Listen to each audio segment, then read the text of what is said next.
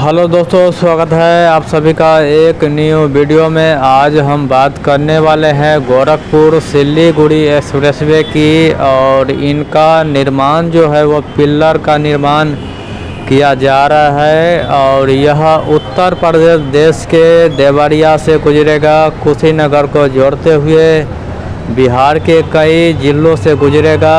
और इसमें जो है गोपालगंज, पश्चिम चंपारण, पूर्वी चंपारण, शिवहर, सीतामढ़ी, मधुबनी, सुपौल, अररिया और किशनगंज को शामिल किया गया है।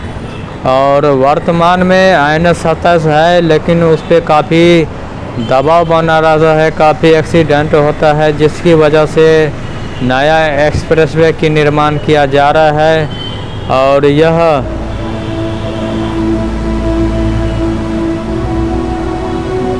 एक्सप्रेसवे बन जाने के बाद गोरखपुर से सिल्लीगुड़ी के बीच में 12 घंटे लगते थे, अब 6 घंटे लग जाएंगे। और इनका निर्माण जो है वो ज़ोरों शोरों से किया जा रहा है। मधुबनी और सुपौल के किसी भी शहर से गुजरेगा तो हम आपको अपडेट देने की कोशिश करेंगे। जब तक हमारे चैनल को सब्सक्राइब करें, वीडियो को लाइक करें, शेयर करें और कमेंट में बताइए कि यह वीडियो आपको कैसा लगा। वीडियो देखने के लिए आपका धन्यवाद और मिलते हैं किसी नए वीडियो में नए अपडेट के साथ। जय हिंद।